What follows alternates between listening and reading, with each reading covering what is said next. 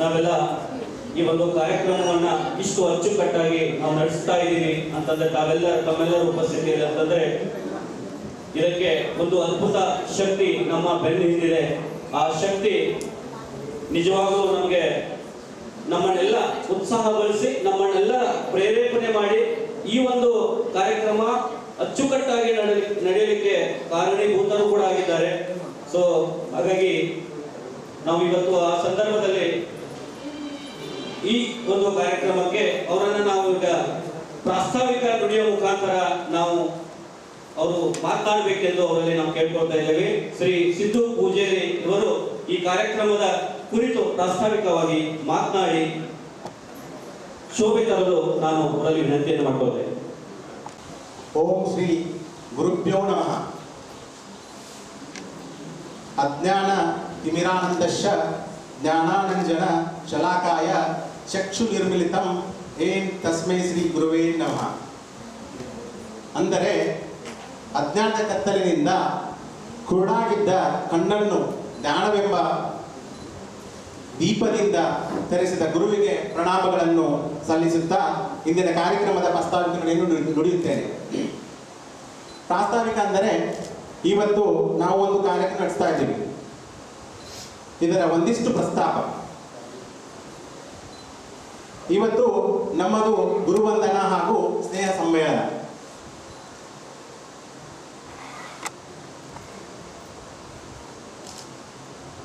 ಈ ಕಾರ್ಯಕ್ರಮದ ಮಹತ್ವ, ಗುರುವಿಗೆ ನಮ್ಮ ದೇಶದಲ್ಲಿರುವಂತಹ ಪ್ರಾಮುಖ್ಯತೆ ಹಾಗೂ ನಾವು ಈ ಗುರು ವಂದನೆಯನ್ನು ಏನಕ್ಕೆ ಮಾಡ್ತೀವಿ ಮತ್ತು ಈ ಗುರು ವಂದನೆಯ ಇಲ್ಲಿವರೆಗೂ ನಾವು ಈ ಕಾರ್ಯಕ್ರಮವನ್ನು ಆಯೋಜಿಸಲು ಇಲ್ಲಿವರೆಗೆ ಬಂದಂಥ ನಮ್ಮ ರೀತಿ ನೀತಿಗಳನ್ನು ನಿಮಗೆ ವಿವರಿಸುತ್ತೇನೆ.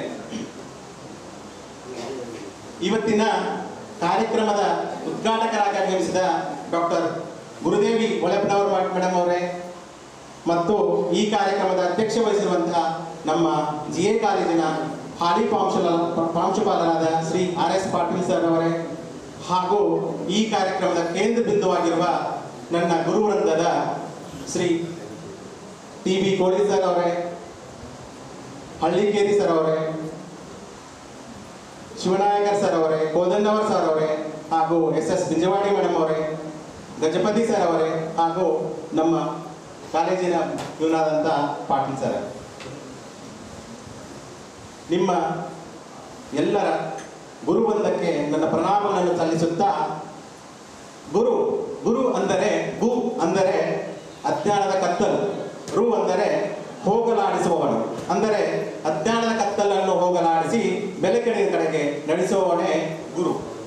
ನಮ್ಮ ದೇಶದಲ್ಲಿ ಒಂದು ಸಂಸ್ಕೃತ ಪದ ಇದೆ, ಅದು ದ್ವಿಜ ಅಂತ. ದ್ವಿಜ ಅಂದರೆ ದ್ವಿತೀಯ ಜನ್ಮ. ನಮ್ಮ ಮೊದಲನೇ ಜನ್ಮ ನಮ್ಮ ತಾಯಿಯ ಹೊಟ್ಟೆಯಲ್ಲಿ 9 ತಿಂಗಳ ಹೊತ್ತು ನಾವು ಆಚೆ ಬಂದಾಗ ನಾವು ಕೇವಲ ಮಾಂಸದ ಮುದ್ದೆ ಅಷ್ಟೇ. ಆದರೆ ಆ ತದನಂತರ 12 ವರ್ಷದಿಂದ 17 ವರ್ಷದವರೆಗೆ ಗುರು ಆ ಮಾಂಸದ ಮುದ್ದೆಯಂತಿದ್ದ ನಮ್ಮನ್ನು ಜ್ಞಾನದ ಬೆಳಕಿನಿಂದ ಒಬ್ಬ ಮನುಷ್ಯನಾಗಿ ಮಾಡುವಂತಹ ಪ್ರಕ್ರಿಯೆಗೆ, ಪ್ರೋಸೆಸ್ಗೆ ಅಂತ ಏನು ಹೇಳ್ತೀವಿ, ಇದು ನಮ್ಮ 2ನೇ ಜನ್ಮ. ಅಂದರೆ ನಾವು ಎಜುಕೇಶನ್ ಮುಗಿಸಿ ಆಚೆ ಬರುವಾಗ ನಮ್ಮ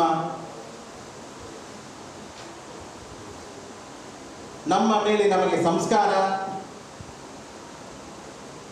ಸಂಸ್ಕೃತಿ, ಜ್ಞಾನ, ನಾವು ಬದುಕುತ್ತಿರುವ ದಾರಿ ಇದನ್ನೆಲ್ಲ ಕಲಿಸಿಕೊಟ್ಟ ಅದೇ ನಮ್ಮ ಗುರುಗಳು.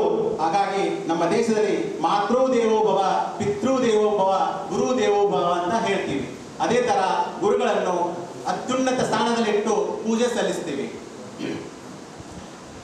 ಇವತ್ತು ನೆರೆದಿರುವಂತಹ ನಮ್ಮ ಕಾರ್ಯಕ್ರಮದ ಕೇಂದ್ರ ಬಿಂದುವಾಗಿರುವಂತಹ ಈ ಗುರು ಮಹಾಶಯರಿಗೆ ನನ್ನ ಸಾಷ್ಟಾಂಗ ನಮಸ್ಕಾರಗಳು, ಅವರ ಚರಣ ಕಮಲಗಳಿಗೆ ನನ್ನ ಸಾಷ್ಟಾಂಗ ನಮಸ್ಕಾರಗಳು. ಹಿಂದೆ ಗುರು ಇರಬೇಕು, ಮುಂದೆ ಗುರಿ ಇರಬೇಕು ಅಂತ ಯಾವಾಗಲೂ ಹೇಳ್ತಾರೆ. ಆದರೆ ನನ್ನ ಜೀವನದಲ್ಲಿ ಗುರಿಗಳೂ ಇದ್ದವು, ಒಂದು ಉನ್ನತ ಹಂತಕ್ಕೆ ಹೋಗುವ ಗುರಿಯೂ ಸಹ ಇತ್ತು. ಅದರೊಂದಿಗೆ ನನ್ನ ಗುರಿ ತಲುಪಲು ನನಗೆ ಮಾರ್ಗದರ್ಶನದ ಜೊತೆಗೆ ಜೀವನದ ಮೌಲ್ಯಗಳನ್ನು ಕಲಿಸಿಕೊಡುವಂತ ಈ ಗುರುವೃಂದವೂ ನನ್ನ ಜೊತೆಗೆ ಇತ್ತು. ಹೀಗಾಗಿ ನಾನು ಅತ್ಯುನ್ನತ ಸ್ಥಾನದಲ್ಲಿ, ಅಂದರೆ ನಾನು ಈಗ ಕೇಂದ್ರ ಸರ್ಕಾರದಲ್ಲಿ ನನ್ನ ನೌಕರಿ ಮಾಡ್ತಾ ಇದ್ದೇನೆ. ಬೆಳಗಾವಿ ES ಆಸ್ಪತ್ರೆಯಲ್ಲಿ ಕೆಲಸ ಮಾಡ್ತಾ ಇದ್ದೇನೆ. ಅವರು ಕಲಿಸಿಕೊಟ್ಟಿರುವಂತಹ ಜೀವನದ ಮೌಲ್ಯಗಳನ್ನು ನಾನು ರೂಢಿಸಿಕೊಂಡು ನನ್ನ ಪ್ರತಿನಿತ್ಯದ ರೋಗಿಗಳ ಸೇವೆಯಲ್ಲಿ ಅವರು ಕಲಿಸಿರುವಂತಹ ಮೌಲ್ಯಗಳನ್ನು ಅಳವಡಿಸಿಕೊಂಡು ಅವರ ಸಾಕಾರಕ್ಕೆ, ಅವರ ಗುಣಮುಖಕ್ಕೆ ಕಾರ್ಯಪ್ರವೃತ್ತನಾಗಿದ್ದೇನೆ. ನಾವು ಇವತ್ತು ಗುರುವಂದನಾ ಕಾರ್ಯಕ್ರಮ ದಿನಾಂಕವನ್ನು ಫಿಕ್ಸ್ ಮಾಡಿ ಸೇರ್ತಾ ಇದ್ದೀವಿ ಅಂದರೆ ಅದು ಅದರ ಹಿಂದಿನ ಪರಿಶ್ರಮ ಅಷ್ಟಿಷ್ಟಲ್ಲ. ಪ್ರತಿಯೊಬ್ಬರು ಈ ಕಾರ್ಯಕ್ರಮಕ್ಕೆ ಶ್ರಮಿಸಿದ್ದೀರಾ, ನಿಮ್ಮ ಪ್ರೋತ್ಸಾಹ ನೀಡಿದ್ದೀರಾ. ನೀವು ಈ ಕಾರ್ಯಕ್ರಮದ ಭಾಗವಾಗಿ ಇವತ್ತು ಈ ಫಂಕ್ಷನದಲ್ಲಿ ಪಾಲ್ಗೊಂಡಿದ್ದೀರಾ. ಸ್ನೇಹಿತರೆ, 2019 ಇಸ್ವಿ ತಮಗೆಲ್ಲರಿಗೂ ಗೊತ್ತಿರುವ ಹಾಗೆ ಅದು ಕೋವಿಡ್ ಸಮಯ. ಕೋವಿಡ್ ಬಂದಾಗ ನಾವು ಕೋವಿಡ್ ಎನ್ನುವ ಈ ಮಹಾಮಾರಿಗೆ ಬದುಕ್ತೀವೋ ಇಲ್ಲೋ ಅನ್ನೋದು ನಮಗೆ ತಿಳಿದಿರಲಿಲ್ಲ. ನಾನು ಬೇಸಿಕಲಿ ನರ್ಸಿಂಗ್ ಪ್ರೊಫೆಷನಲ್ಲಿ ಇರೋದ್ರಿಂದ ಸಾವು ನೋವುಗಳ ಹತ್ತಿರ ಹೋಗಿ ಬರಬೇಕಾದ್ರೆ ನನ್ನ ಮನಸ್ಸಿನಲ್ಲಿ ಕಾಡ್ತಾ ಇರೋ ಪ್ರಶ್ನೆ, ನಮ್ಮ ಜೀವನ ಏನು? ಆವಾಗ ನನ್ನ ತಲೆಯಲ್ಲಿ ಯೋಚನೆ ಬಂದದ್ದು ಒಂದೇ ಒಂದು, ನನ್ನ ಸ್ನೇಹಿತರನ್ನು, ನನ್ನ ಗುರುಗಳನ್ನು ಮತ್ತೆ ನಾನು ನೋಡಬೇಕು, ಅವ್ರ ಜೊತೆ ನಾನು ಸೇರಬೇಕು, ಅವರೆಲ್ಲ ಒಟ್ಟಿಗೆ ಸೇರಿಸಬೇಕು. ಹಾಗೆ ಆ ಸುದಿನ ಇವತ್ತು ಸಾಕಾರ ಆಗಿದೆ. ಅದೆಲ್ಲ ನಿಮ್ಮೆಲ್ಲರ ಪರಿಶ್ರಮ ಹಾಗೂ ನನ್ನ ಸೌಭಾಗ್ಯ.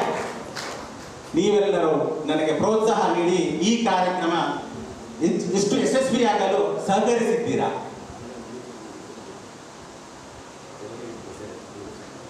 ಕೋವಿಡ್ ಸಮಯದ ನಂತರ ನಾನು ಎಲ್ಲರನ್ನು ಸೇರಿಸುವ ಒಂದು ಪ್ರಕ್ರಿಯೆ ಇದೆಯಲ್ಲ, ಅದು ತುಂಬಾ ಕ್ಲಿಷ್ಟಕರವಾಗಿತ್ತು. ಯಾಕಂದ್ರೆ ನನಗೆ ನನ್ನ ಕಾಮರ್ಸ್ ಬ್ಯಾಚ್ನಲ್ಲಿ ಕೆಲವೇ ಸ್ನೇಹಿತರ ಪರಿಚಯ ಮಾತ್ರ ಇತ್ತು. ನೀವು ಯಾರೋ ಗೊತ್ತೇ ಇರಲಿಲ್ಲ, ಯಾಕಂದ್ರೆ ನೀವೆಲ್ಲ ಆರ್ಟ್ಸ್ದವರು, ನಾನು ಕಾಮರ್ಸ್ ಗೆಳೆಯರು ಮಾತ್ರ ಇದ್ರು ನನ್ನ ಹತ್ರ. ಅವರನ್ನೇ ಒಂದು ಗ್ರೂಪ್ ಕ್ರಿಯೇಟ್ ಮಾಡಿದೆ. ಆ ಗ್ರೂಪ್ನಲ್ಲಿ ದಿನೇ ಒಬ್ಬೊಬ್ಬರು ಕನೆಕ್ಟ್ ಆಗ್ತಾ, ಜಾಯಿನ್ ಆಗ್ತಾ, ಗ್ರೂಪ್ ಸಂಖ್ಯೆ ಜಾಸ್ತಿ ಆಗ್ತಾ ಹೋಯಿತು. ಜಾಸ್ತಿ ಆಗಿ ಹೋಗ್ತಾ ಒಂದು ದಿನ ನಮ್ಮ ಆರ್ಟ್ಸ್ ಬ್ಯಾಚಿನ ಸ್ನೇಹಿತರಾದ ಮಹಾಂತೇಶ್ ಇರ್ಬೋದು, ಅಶೋಕ್ ಇರ್ಬೋದು, ನಾಗರಾಜ್ ಇರ್ಬೋದು, ಎಲ್ಲರೂ ಸಹ ಆ ಗ್ರೂಪ್ಗೆ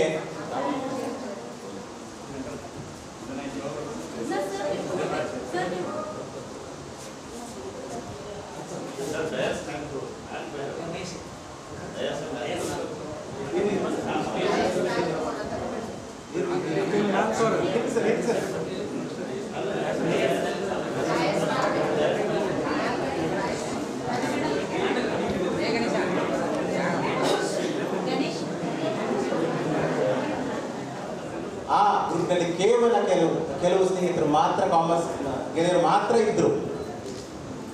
ಆವಾಗ ನನಗನ್ನಿಸಿದ್ದು, ನನ್ನ ಅಭಿಪ್ರಾಯವನ್ನು, ನನ್ನ ಅನಿಸಿಕೆಯನ್ನು ಗ್ರೂಪ್ನಲ್ಲಿ ಹಂಚಿಕೊಂಡಾಗ ಕೆಲವೇ ಸ್ನೇಹಿತರಿಂದ ನಮಗೆ ನಮ್ಮ ಕಾರ್ಯಕ್ರಮದ ರೂಪರೇಷೆಗಳನ್ನು ತಯಾರಿಸಲು ಆಗಲಿಲ್ಲ.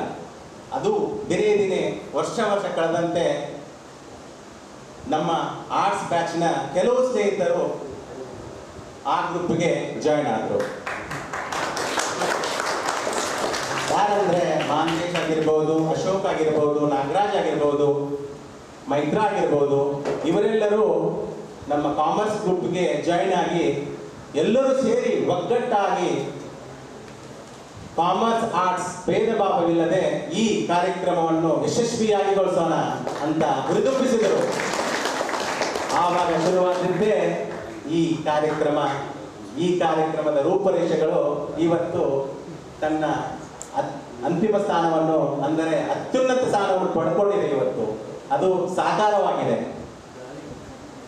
ಈ ವಾಟ್ಸಪ್ನ ಚರ್ಚೆಯ ಫಲವಾಗಿ ನಮ್ಮ ಮೊದಲ ಸಭೆ ದಿನಾಂಕ 10 ಮಾರ್ಚ್ 2024ರಂದು, ಅಂದರೆ 2 ದಿನಗಳ ಕಡಿಮೆ 4 ವರ್ಷಗಳ ನಂತರ ಗ್ರೂಪ್ ಕ್ರಿಯೇಟ್ ಆಗಿ 4 ವರ್ಷಗಳ ನಂತರ ನಮ್ಮ ಅಧಿಕೃತ ಮೊದಲ ಸಭೆ ಮೀಟಿಂಗ್ ನಾವು ಕಮಲ್ ಬಸದಿಯಲ್ಲಿ ನಡೆಸಿದ್ದೀವಿ. ಈ ಸಭೆಯಲ್ಲಿ ಸ್ನೇಹಿತರಾದ ಮಹೇಶ್, ಗಣೇಶ್, ಆನಂದ್, ಮಾಂತೇಶ್, ಪಂಕಜ, ಉಜ್ವಲ ಎಲ್ಲರೂ ಬಂದರು. ರೂಪರೇಷೆಗಳು ತಯಾರಾದವು, ಪ್ಲಾನು ತಯಾರಾಯಿತು. ಅದನ್ನ ಕಾರ್ಯರೂಪಕ್ಕೆ ತರುವುದೇ ದೊಡ್ಡ ಸಮಸ್ಯೆಯಾಗಿ ಶುರುವಾಯಿತು. ಈ ಗೆಳೆಯರೆಲ್ಲರೂ ಸೇರಿ, ನಾನು ಇರೋದು ಬೆಂಗಳೂರಲ್ಲಿ, ಇವರಿರೋದು ಬೆಳಗಾವಿಯಲ್ಲಿ, ನನ್ನನ್ನು ಸೇರಿಸಿಕೊಂಡು ಪ್ರತಿ ಭಾನುವಾರ ಎಲ್ಲರೂ ಸೇರಿ ಕಾರ್ಯಕ್ರಮದ ಮುನ್ನಾಲೋಚನೆ ಬಗ್ಗೆ ಚರ್ಚೆ ನಡೀತಾನೆ ಇತ್ತು. ತಮ್ಮ ಸ್ವಂತ ಕಾರ್ಯಗಳನ್ನು ಬಿಟ್ಟು ಪ್ರತಿ ಭಾನುವಾರ ಮೀಟಿಂಗ್ ಮಾಡ್ತಿದ್ರು. ಆ ಮೀಟಿಂಗ್ ಅಲ್ಲಿ ಏನೇನು ಆಯಿತು ಚರ್ಚೆ, ಆ ಚರ್ಚೆಯನ್ನ ಅಪ್ಡೇಟ್ ಮಾಡ್ತಿದ್ರು. ನನ್ನಲ್ಲಿರುವಂತ, ನನಗೆ ಗೊತ್ತಿರುವಂತ ಕೆಲವು ಮಾರ್ಗದರ್ಶನಗಳನ್ನು ಅವರಿಗೆ ನೀಡ್ತಿದ್ದೆ, ಅವರು ನನಗೆ ಸಲಹೆಗಳನ್ನು ನೀಡ್ತಿದ್ರು. ಇದು ದಿನೇ ದಿನ, ವಾರ ಬೆಳೀತಾ, ತಿಂಗಳು ಬೆಳೀತಾ ನಮಗೆ ಸರಿಯಾದ ದಿನಾಂಕ ಸಿಗಲೇ ಇಲ್ಲ. ಇದು ಎಕ್ಸ್ಟೆಂಡ್ ಆಗ್ತಾ ಕೆಲವೊಂದು ಕಾರಣಾಂತರಗಳಿಂದ SSLC ಎಕ್ಸಾಮ್ಗಳಿರ್ಬೋದು, PUC ಎಕ್ಸಾಮ್ಗಳಿರ್ಬೋದು, ಅದನಂತರ ಸಾರ್ವತ್ರಿಕ ಚುನಾವಣೆ ಇರಬಹುದು. ಇವೆಲ್ಲವುಗಳ ಜೊತೆಗೆ ನಮ್ಮ ಕಾರ್ಯಕ್ರಮದ ದಿನಾಂಕವನ್ನು ಅಂತಿಮಗೊಳಿಸುವುದು ನಮಗೆ ತುಂಬ ಕಷ್ಟವಾಯಿತು. ಆ ಕಷ್ಟದ ಸಮಯದಲ್ಲಿ ಗೌರ್ಮೆಂಟ್ ಡಿಪಾರ್ಟ್ಮೆಂಟಲ್ಲಿ ಇರುವಂಥ ಕೆಲವು ಗೆಳೆಯರು ತಾವು ಮುಂದೆ ಬಂದರು. ಅದರಲ್ಲಿ ಮಹಾವೀರ್ ಸಾಕೇಣ್ಣವರು ಎಲೆಕ್ಷನ್ ಟೈಮಲ್ಲಿ ಕೋಡ್ ಆಫ್ ಕಂಡಕ್ಟ್ ಇರೋದ್ರಿಂದ, ಕೆಲವೊಂದು ನಿರ್ಬಂಧನೆಗಳಿರೋದ್ರಿಂದ ನಾನು ನಿಮಗೆ ಪರ್ಮಿಷನ್ ಕೊಡಿಸ್ತೀನಿ ಅಂತ ಮುಂದೆ ಬಂದರು. ಹಾಗೆ ಒಬ್ಬೊಬ್ಬರು ಕಾರ್ಯಕ್ರಮದ ರೂಪರೇಷೆಗಳನ್ನು ತಯಾರಿಸ್ತಾ ಮುಂದೆ ಬಂದು ಕಾಲೇಜಲ್ಲಿ ಅನುಮತಿಯನ್ನು ಪಡೆದ್ವಿ. ಅನುಮತಿಯಲ್ಲಿ ಪಡೆಯಲು ಬಹಳ ಮುಖ್ಯವಾಗಿ ನಮ್ಮ ಮಹೇಶ್ ಅಕ್ಕಿ ಅವರು ತುಂಬ ಶ್ರಮ ವಹಿಸಿದ್ದಾರೆ. ಅವರು ನಮ್ಮ ಹಾಲಿ GA ಕಾಲೇಜಿನ ಪ್ರಾಂಶುಪಾಲರನ್ನ ಭೇಟಿಯಾಗಿ ಅವರನ್ನ ಆ ದಿನಗಳನ್ನು ನಾವು ಫೈನಲ್ ಮಾಡಿರುವಂಥ ಅಂತಿಮಗೊಳಿಸಿದ ದಿನದ ಅಂದೇ ನಡಿಬೇಕು ಅಂತ ಅವರನ್ನು ತುಂಬ ಕೇಳಿ ಆ ಅನುಮತಿ ಅದೆಲ್ಲ ನಂತರ 19 ಮೇ 24 ಫೈನಲ್ ಆದರೂ ಸಹ ಕೆಲವೊಂದು ಕೇಲಿ ಸಂಸ್ಥೆಯ ಪ್ರಭಾಕರ್ ಕೋರೇಸರ್ ಅವರ ಫಂಕ್ಷನ್ ಇರುವುದರಿಂದ ಮತ್ತೆ ಅದು ಪೋಸ್ಟ್ಪೋನ್ ಆಗುವ ಸಾಧ್ಯತೆಯಲ್ಲೂ ಹೋಯಿತು. ಆವಾಗ ನಮ್ಮ ಗೆಳೆಯರು ಸರ್ಗಳ ಮನವೊಲಿಸಿ ಈ ದಿನಾಂಕವನ್ನೇ ಮಾಡ್ತೀವಿ ನಾವು, ಯಾಕಂದ್ರೆ ಎಲ್ಲನೂ ಸಿದ್ಧತೆ ನಡೆಸ್ಕೊಂಡಿದ್ದೀವಿ. ಆ ಸಿದ್ಧತೆಯಂತೆ ಅದೇ ದಿನದಂದು ನಾವು ಗುರುವಂದನಾ ಕಾರ್ಯಕ್ರಮವನ್ನು ಮಾಡೋಣ ಅಂತ ಹೇಳಿ ಸರ್ ಹತ್ರ ಪರ್ಮಿಷನ್ ತಗೊಂಡು ನಮ್ಮ ಆಮಂತ್ರಣ ಪತ್ರಿಕೆ ಬಿತ್ತರಿಸುವ ಕಾರ್ಯ ಪ್ರಾರಂಭವಾಯಿತು. ಎಲ್ಲ ಗುರುಗಳಿಗೆ ಮೊದಲನೇ ಬಾರಿ ಭೇಟಿಯಾಗುವ ಹಾಗೂ ಕಣ್ತುಂಬಿಸಿಕೊಳ್ಳುವ ಸೌಭಾಗ್ಯ ಆಮಂತ್ರಿಸುವಾಗ ನಮಗೆ ಸಿಕ್ಕಿತು. ಅದು ಕೆಲವೇ ಸ್ನೇಹಿತರಿಗೆ ಸಿಕ್ಕಿತ್ತು ಆವತ್ತು. ಇವತ್ತು ನಿಮ್ಮೆಲ್ಲರ ಮುಂದೆ ಈ ಗುರುವೃಂದವಿದೆ. ಈ ಗುರುವೃಂದಕ್ಕೆ ದೊಡ್ಡ ಚಪ್ಪಾಳೆಯನ್ನು ತಟ್ಟಿ ಈ ಗುರುಗಳಿಂದ ನಾವು ಈ ಸ್ಥಾನದಲ್ಲಿ ಇರ್ತೀವಿ. ಹಾಗೆ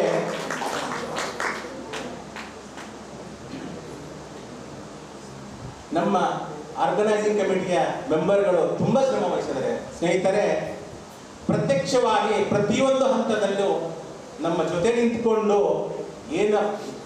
ನಾನಿರೋದು ಬೆಂಗಳೂರಲ್ಲಿ, ಇವರಿರೋದು ಬೆಳಗಾವಿಯಲ್ಲಿ, ನಾನು ಏನಾದರೂ ಒಂದು ಈ ತರ ಪ್ರೋಗ್ರಾಮ್ ಮಾಡೋಣ, ಈ ತರ ಮಾಡಬೇಕು ಅಂತ ಹೇಳಿದಾಗ ನಾನು ಹೋಗ್ತೀನಿ, ನಾನೇ ಹೋಗ್ತೀನಿ, ನಾನು ಮಾಡ್ತೀನಿ ಅಂತೇಳಿ ಪ್ರತಿಯೊಬ್ಬರು ಮುಂದೆ ಬರ್ತಿದ್ರು. ಆವಾಗ ನನಗನ್ನಿಸ್ತಿತ್ತು, ನನ್ನ ಕನಸು ನನಸಾಗುವ ದಿನ ಬಹಳ ದೂರಿಲ್ಲ, ಅದು ಆಗ್ತಾ ಇದೆ. ಅದು ಇಂಥ ಅದ್ಭುತ, ಅತ್ಯಂತ ವಿಜೃಂಭಣೆಯಿಂದ ನಡೆಯುತ್ತದೆ ಅಂತ ನನಗೆ ಆವತ್ತೇ ಗೊತ್ತಾಯಿತು ಗೆಳೆಯರೆ. ನಮ್ಮ ಸ್ನೇಹಿತರು ಈ ತರ ನನಗೆ ಹುರಿದುಂಬಿಸಿದಾಗ ಅವರಿಗೆ ಮಾರ್ಗದರ್ಶನ ಮಾಡ್ತಾ ನನ್ನ ಕಾರ್ಯಕ್ರಮ ಅತ್ಯುನ್ನತಗೊಳಿಸಬೇಕೆಂದು ಆಲೋಚಿಸಿ ಇವತ್ತು ಈ ಕಾರ್ಯಕ್ರಮದ ಸಾಕಾರತೆಯಲ್ಲಿ ನಾವು ಇದ್ದೇವೆ. ಇವತ್ತು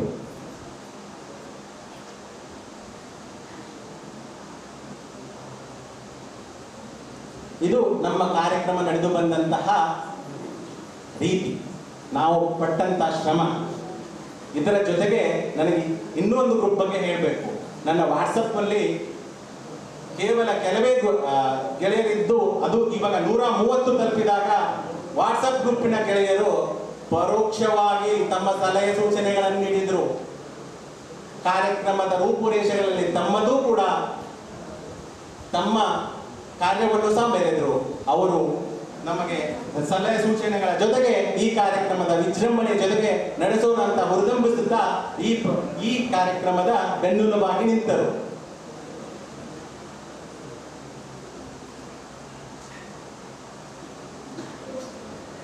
ಇವಾಗ ಈ ಕಾರ್ಯಕ್ರಮದ ಬಗ್ಗೆ 2 ಮಾತನ್ನಾಡ್ತೇನೆ. ನಾವು ಮಾಡ್ತಾ ಇರೋದು ಗುರುವಂದನಾ ಕಾರ್ಯಕ್ರಮ. ನಾವು ಗುರುಗಳಿಗೆ ಕೊಡುವ ಗೌರವ ಅದನ್ನು ಮತ್ತೊಮ್ಮೆ ಕಣ್ತುಂಬಿಸಿಕೊಳ್ಳುವ ಹಾಗೂ ಗುರುಗಳನ್ನು ಸನ್ಮಾನಿಸುವ, ವಂದಿಸುವ, ಅವರಿಗೆ ನಮ್ಮಲ್ಲಿಂದ ಅವರಿಗೆ ಒಂದು ಕೃತಜ್ಞತಾ ಭಾವನೆಯನ್ನು ಸಲ್ಲಿಸುವ ಈ ದಿನವನ್ನು ನಾವು ಹೇಗೆ ಸೆಲೆಬ್ರೇಟ್ ಮಾಡ್ತಾ ಇದ್ದೀವಿ, ಆಚರಿಸ್ತಾ ಇದ್ದೀವಿ. ಈ ಸಂಸ್ಕೃತಿ ಹಾಗೆ ಮುಂದುವರಿಯಬೇಕು. ನಮ್ಮ ಮುಂದಿನ ಪೀಳಿಗೆಯ ಅಂದರೆ ನಮ್ಮ ಮಕ್ಕಳು ಸಹ ಈ ಗುರು ಶಿಷ್ಯರ ಸಂಬಂಧವನ್ನು, ಈ ಸಂಸ್ಕಾರವನ್ನು ಮುಂದುವರಿಸಿಕೊಂಡು ಹೋಗಬೇಕು. ಈ ನಿಟ್ಟಿನಲ್ಲಿ ನಾವು ನಮ್ಮ ಮಕ್ಕಳಿಗೆ ಈ ಕಾರ್ಯಕ್ರಮದ ಬಗ್ಗೆ ಮನವರಿಕೆ ಮಾಡಿಕೊಡಬೇಕು. ನಾವು ಏನಕ್ಕೆ ಈ ಗುರುವಂದನಾ ಕಾರ್ಯಕ್ರಮ ಮಾಡ್ತಾ ಇದ್ದೀವಿ, ನಮ್ಮ ಗುರುಗಳಿಗೆ ಯಾಕೆ ನಾವು ಸನ್ಮಾನ ಮಾಡ್ತಾ ಇದ್ದೀವಿ, ಇದರ ಮಹತ್ವ ಏನು, ನಮ್ಮ ದೇಶದಲ್ಲಿ ಗುರುವಿಗಿರುವ ಮಹತ್ವವೇನು, ಆ ಮಹತ್ವ ಹಾಗೆ ಪೀಳಿಗೆಯಿಂದ ಪೀಳಿಗೆ ಮುಂದುವರೆದಾಗ ಮಾತ್ರ ಗುರು ಶಿಷ್ಯರ ಸಂಬಂಧ ಗಟ್ಟಿಯಾಗಿ ನಿಲ್ಲುತ್ತದೆ ಅಂತ ನಾನು ಈ ಸಭೆಯಲ್ಲಿ ಹೇಳ್ತೇನೆ.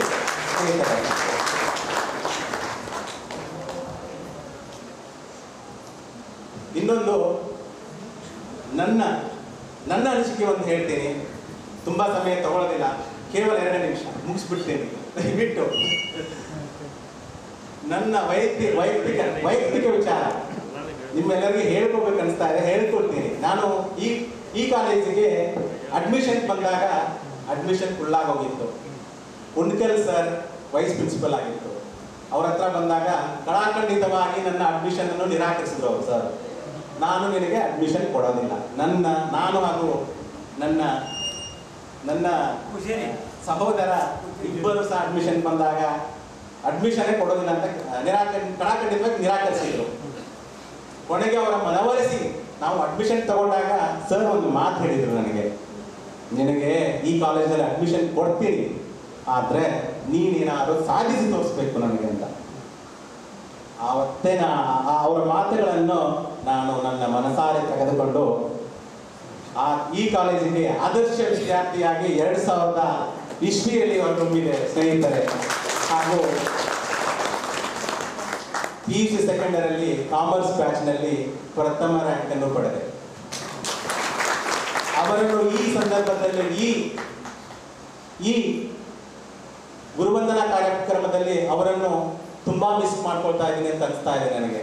ಯಾಕಂದರೆ ಅವರಿರೋದು ಬೆಂಗಳೂರಲ್ಲಿ. ಅವರನ್ನು ಮೀಟ್ ಮಾಡಿ ಬಂದಾಗ ಅವರು ಬರ್ತೀನಿ ಅಂತ ಹೇಳಿದರು. ಕಾರಣಾಂತರಗಳಿಂದ ಅವರು ಈ ಕಾರ್ಯಕ್ರಮಕ್ಕೆ ಬರಲಿಕ್ಕೆ ಆಗ್ತಾ ಇಲ್ಲ. ಹಾಗೆ ನಾನು ಹೋಗಿ ಅವರಿಗೆ ಮತ್ತೆ ಮೀಟ್ ಆಗ್ತೀನಿ, ಅವರನ್ನು ಮನವೊಲಿಸಿದೆ ಬರೋಕ್ಕೆ. ಆದರೂ ಸಹ ಒಪ್ಪಲಿಲ್ಲ. ಅವರು ತಮ್ಮ ವೈಯಕ್ತಿಕ ಕಾರಣದಿಂದ ಕೊಟ್ಟು ಬರಲಿಲ್ಲ. ಅವರನ್ನು ನಾವು ಹೋಗಿ ಸನ್ಮಾನ ಮಾಡಬೇಕಂತ ನಾನು ಅಂದ್ಕೊಂಡಿದ್ದೀನಿ.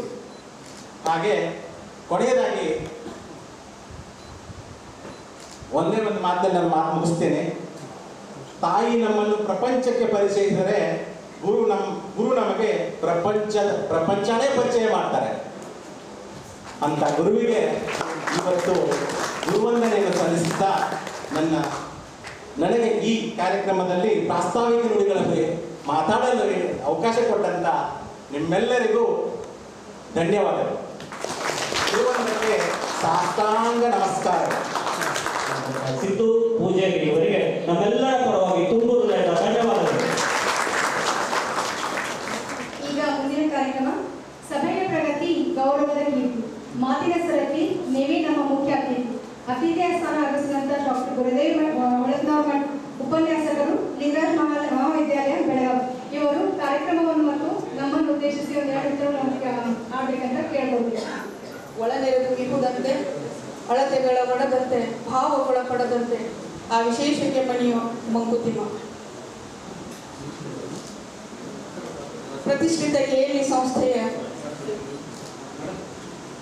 ಗಿಳಗಂಚಿ ಅರಟಾಳ್ ಸಂಯುಕ್ತ ಪದವಿ ಪೂರ್ವ ಮಹಾವಿದ್ಯಾಲಯದಲ್ಲಿ ಇವತ್ತು 1998 ಮತ್ತು 2000 ವರ್ಷಗಳವರೆಗಿನ ವಿದ್ಯಾರ್ಥಿಗಳು ತಾವು ಇಟ್ಟುಕೊಂಡಿರುವಂತಹ ಏರ್ಪಡಿಸಿರುವಂತಹ ಈ 2-in-1 ಕಾರ್ಯಕ್ರಮ, ಒಂದು ಗುರುವಂದನೆ, ಮತ್ತೊಂದು ಸ್ನೇಹ ಸಮ್ಮೇಳನ. ಈ 2-in-1 ಕಾರ್ಯಕ್ರಮದಲ್ಲಿ ವೇದಿಕೆ ಮೇಲೆ ಉಪಸ್ಥಿತರಿರುವ ಮಹಾವಿದ್ಯಾಲಯದ ದಕ್ಷ ಆಡಳಿತಗಾರರು, ಒಳ್ಳೆಯ ಪ್ರಾಚಾರ್ಯರು, ಅದಕ್ಕಿಂತಲೂ ಬಹಳ ಮುಖ್ಯವಾಗಿ ಸಹೃದಯಿಗಳಾಗಿರುವಂತಹ ಸನ್ಮಾನ್ಯ ಶ್ರೀ RS ಪಾಟೀಲ್ ಸರ್ ಅವರಿಗೆ, ವೇದಿಕೆ ಮೇಲೆ ಹಾಸೀನರಾಗಿರುವಂತಹ ಶ್ರೀಮತಿ ಬಿಜುವಾಡಿ ಮೇಡಮ್ ಅವರಿಗೆ, ಹಳ್ಳಿಕೇರಿ ಸರ್ ಅವರಿಗೆ, ಖೋದನ್ ಸರ್ ಅವರಿಗೆ, ಕೋಳಿ ಸರ್ ಅವರಿಗೆ, ಶಿಂಗೆ ಅವರಿಗೆ, ಮಡಿವಾಳ ಅವರಿಗೆ, ಸನ್ಮಾನ್ಯ ಶ್ರೀ ಶಿವನಾಯ್ಕರ್ ಅವರಿಗೆ, ಗಜಪತಿ ಅವರಿಗೆ, ಇನ್ನುಳಿದಂತಹ ಎಲ್ಲ ಮಹನೀಯರಿಗೆ ಶರಣು ಅರ್ಪಿಸಿ, ಇವರೆಲ್ಲ ಎಂಥ ಶಿಕ್ಷಕರು ಅಂದರೆ ಕಲಿಸದೇ ಕಲಿಸಿದ ಶಿಕ್ಷಕರು. ಆಶ್ಚರ್ಯ ಆಗ್ಬೋದು ನಿಮಗೆ. A good teacher is one who doesn't teach at all. ನಿಜವಾದ ಶಿಕ್ಷಕನು ಏನನ್ನೂ ಕಲಿಸುವುದಿಲ್ಲ. ಒಪ್ಕೋತೀರೇನ್ರಿ? ಮತ್ತು what business does he have? ಮತ್ತೇನು ಮಾಡ್ತಾರೆ? ಮತ್ತೆ ಕಲಿಸ್ಲಿಲ್ಲ ಅಂದರೆ ಅದು ಹೆಂಗಂದ್ರೆ, ಒಳ್ಳೆಯ ಹವಾಮಾನ ಇರುವ ಪ್ರದೇಶದಲ್ಲಿ ಅಥವಾ ಊರಿನಲ್ಲಿ ವೈದ್ಯನು ಬದುಕುವುದಿಲ್ಲ. ಮತ್ತೆಲ್ಲ ಬರೋಬ್ಬರಿ ಇತ್ತಂದ್ರೆ ಆರೋಗ್ಯವಾಗಿ ಇರ್ತಾರೆ ಪೇಷಂಟ್ಗಳ. ಇರಂಗಿಲ್ಲ. ಇವರೆಲ್ಲ ತಮ್ಮ ಕಲಿಸದೇ ಕಲಿಸಿದ ಗುರುಗಳು. ಯಾಕೆ ಹೇಳಿದೆ ಇದನ್ನಂದ್ರೆ, ಇಲ್ಲಿವರೆಗೆ ನಮ್ಮ ಮುದಿಗೌಡರವರು, ಪೂಜಾರಿ ಅವರು ಮತ್ತು ಮಹೇಶ್ ಅವರು ಎಷ್ಟು ಚೆನ್ನಾಗಿ ಮಾತಾಡಿದರು. ಹಗಲೆಲ್ಲ ಒಂದು ಮಾತನ್ನು ಹೇಳಿದರು. ಈ ಎಲ್ಲ ಅಧ್ಯಾಪಕರು ನಮಗೆ ಮೌಲ್ಯಗಳನ್ನು ಕಲಿಸಿದ್ದಾರೆ, ಗುಣಮಟ್ಟದ ಮೌಲಿಕ ಶಿಕ್ಷಣವನ್ನು ನೀಡಿದ್ದಾರೆ. ನಾವು ತಾಯಿಯ ಗರ್ಭದಿಂದ ಹೊರಗೆ ಬಂದು ಭೂಮಿಯ ಗರ್ಭವನ್ನು ಸೇರುವವರೆಗೆ ಹೊಂದುವಂತಹ ಅನೇಕ ಸಂಸ್ಕಾರಗಳಲ್ಲಿ, ಈ ಸಂಸ್ಕಾರಗಳ ಬಗ್ಗೆನೇ ಒಬ್ಬರು ಕರ್ನಾಟಕ ಯೂನಿವರ್ಸಿಟಿ ಅವರು PhD ಮಾಡ್ಯಾರ. ಅದಾವ ಸಂಸ್ಕಾರ.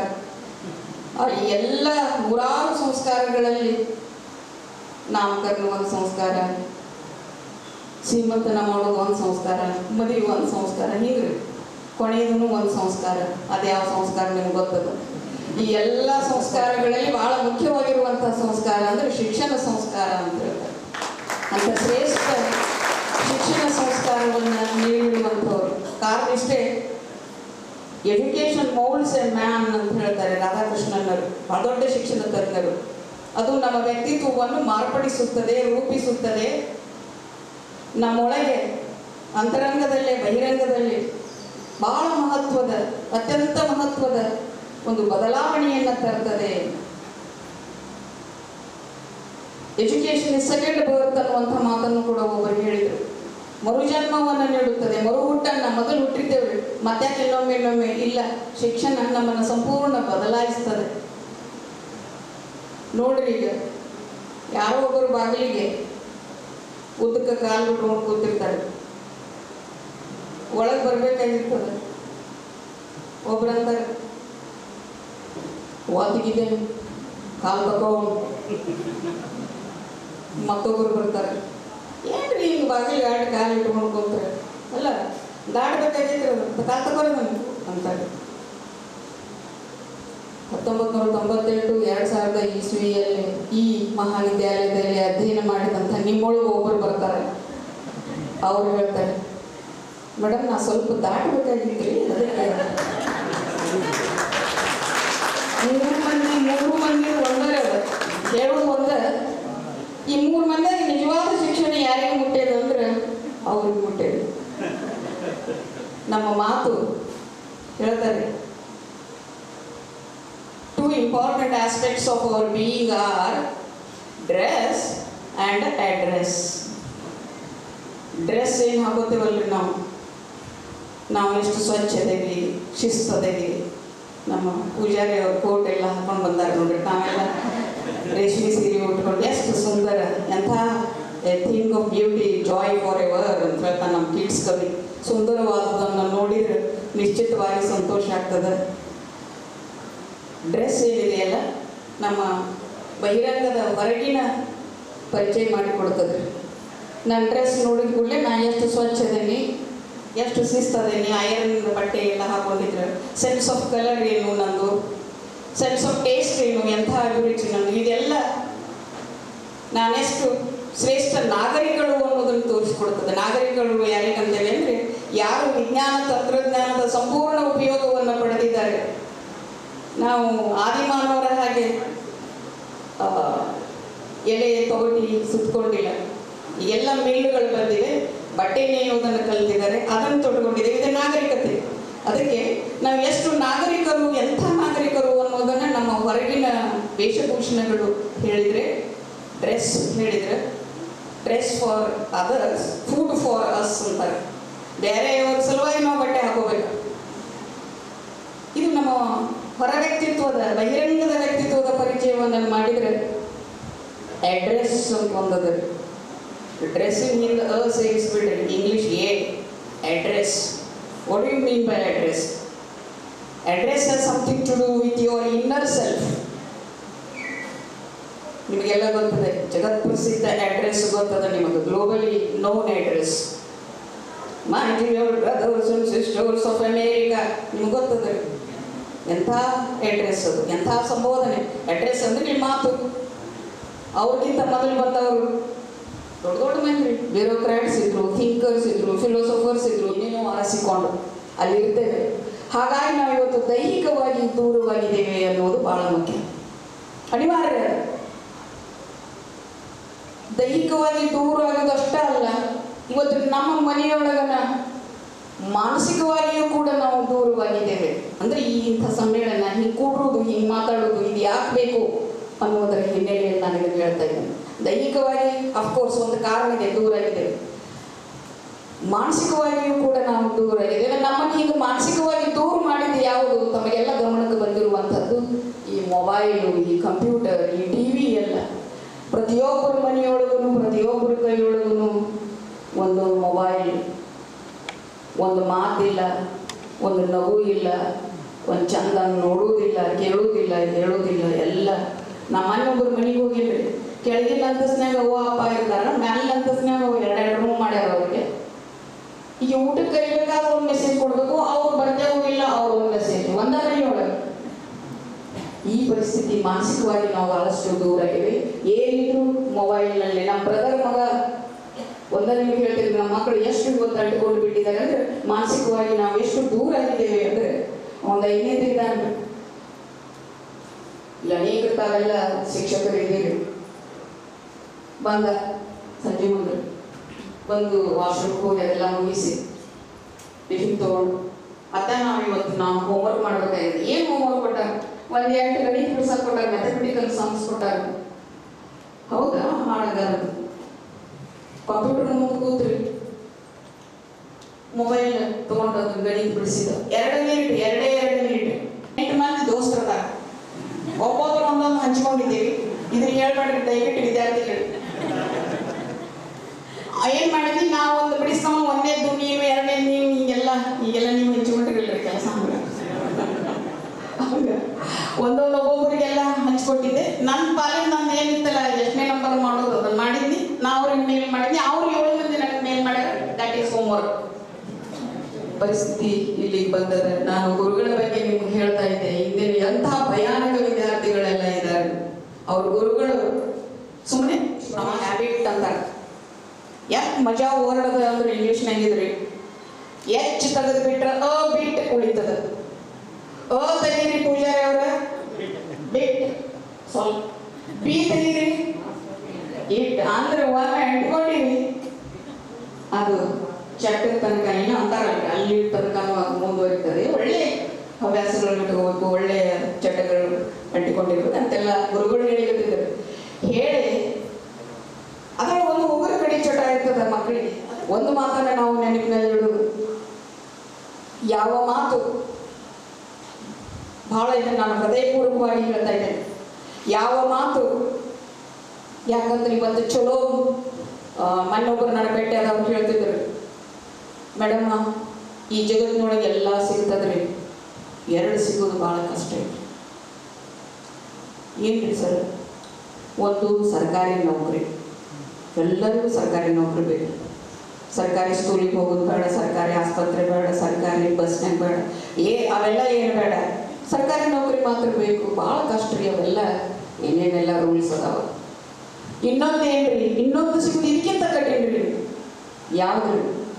ಚಂದಾಗಿ ಮಾತಾಡೋರು, ಚಂದಾಗಿ. ನಿಮ್ಮಂಗ ನಮ್ಮ ಮುದಿಗೌಡ್ರಲ್ರಿ ಅವರು ಸ್ವಾಗತ ಮಾಡಿದಂತ ಸೋದರರು ಒಂದು ಮಾತು ಹೇಳಿದರು, ನನ್ನ ಕರೆ ನಾನು ಭಾಳ ಹೃದಯಕ್ಕೆ ತಟ್ಟಿತು.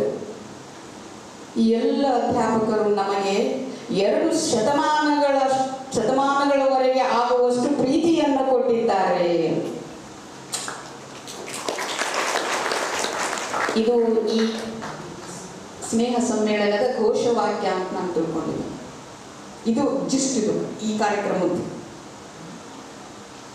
ಅಂದ್ರೆ ಎಷ್ಟು ಕೊಟ್ಟಾರೆ? 2 ಶತಮಾನ ಅಂತ ಅಂದ್ರೆ ಇವರೆಲ್ಲ 2 ಶತಮಾನಿಯರು ಅವರಂದಾಗ ಅಂತ ಇರ್ರಿ, ಚಲೋ ಭಾಳ ಸಂತೋಷ ಕೊಟ್ಟಿದ್ದಾರೆ. ಭಾಳ ಸೊಗಸಾಗಿ ನಮ್ಮ ಪೂಜಾರಿ ಅವರಿಗಿರ್ಬೋದು, ಮಹೇಶ್ ಅವರು, ನಮ್ಮ ಗಣೇಶ್ ಅವರು, ಅನೇಕ ಸೋದರಿಯರು, ಮುದಿಗೌಡರವರು ಇನ್ನೂ ಅನೇಕ ಮಾತುಗಳನ್ನು ಹೇಳ್ಯಾರ. ನಾನು ನೆನಪಿಟ್ಟುಕೊಂಡಾಗೆ ಮತ್ತು ಅವುಗಳ ಪುನರಾವರ್ತನೆ ಬೇಡ. ಇಂಥ ಒಳ್ಳೊಳ್ಳೆಯ ಮಾತುಗಳನ್ನು ಆಡಿದಂತಹ ತಮ್ಮ ಮಾತುಗಳು ನನಗೆ ಬಹುಶಃ ಮಾತು ಅನಿಸೋದಿಲ್ಲ, ಅವು ಸತ್ಕಾವ್ಯಕ್ಕೆ ಸಮಾನವಾಗಿರುವಂಥ. ಯಾವ ಮಾತು, ಯಾವ ಪದ, ಯಾವ ಅಕ್ಷರ ನಮಗೆ ಸಂತೋಷವನ್ನು ಕೊಡ್ತದೆ, ಅದೆಲ್ಲವೂ ಸತ್ಕಾವ್ಯಕ್ಕೆ ಸಮಾನವಾಗಿರುವಂಥದ್ದು. ಕಾರಣ ಅದು ಆನಂದವನ್ನು ನೀಡುವಂಥದ್ದು. ಅಂಥ ಆನಂದವನ್ನು ನೀಡುವಂಥ, ಸಂತೋಷವನ್ನು ಕೊಡುವಂಥ ಅನೇಕ ಮಾತುಗಳನ್ನ ತಾವೆಲ್ಲ ಆಡಿದ್ದೀರಿ. ಬಹುಶಃ ನಾನು ಹೇಳಿದ್ನಲ್ಲ, ನಾ ಏನು ನಿಮಗೆ ಕಲಿಸದೇ ಇದ್ದರೂ ಕೂಡ ನಮ್ಮ ಪಾಟೀಲ್ ಸರ್ ಅವರ ಒಂದು ಒತ್ತಾಸೆ, ಅವರ ಗೌರವ ಅಭಿಮಾನದಿಂದಾಗಿ ನನ್ನನ್ನು ಇಲ್ಲಿ ಆಹ್ವಾನಿಸಿದ್ದೀರಿ. ಅದಕ್ಕೆ ಈ ಅಭಿಮಾನ ಏನಿದೆ ಅಲ್ಲ, ನಿಮ್ಮ ಎಲ್ಲ ವಿನಯತನ, ಈ ಒಂದು ಪ್ರೀತಿ ಇದು ನಿರಂತರವಾಗಿರಲಿ. ಈಗೆಲ್ಲ ಈ ಸ್ನೇಹ ಬಳಗವಾದ ಸಂಘಟನೆಯನ್ನು ಮಾಡಿದ್ದೀರಿ. ಈ ಸಂಘಟನೆ ನೀವೇ ಹೇಳಿರಲ್ಲ 2 ಶತಮಾನಗಳವರೆಗೆ ಮುಂದುವರಿಯಲಿ ಅನ್ನುವಂಥ ಮಾತನ್ನ ಈ ಸಂದರ್ಭದಲ್ಲಿ ಹೇಳ್ತಾ, ಶತಂ ಜೀವ ಶರದೋ ವರ್ಧಮಾನ ಇತ್ಯಪಿ ನಿಗಮೋ ಭವತಿ, ಶತಮಿತಿ ಶತಮನಂತಂ ಭವತಿ, ಶತಮಾನಂ ಭವತಿ, ಶತೈಶ್ವರ್ಯಂ ಭವತಿ, ಶತಾಯು ಪುರುಷಶ್ಚತೇಂದ್ರಿಯ ಪ್ರತಿಷ್ಠತಿ. ಧನ್ಯವಾದಗಳು.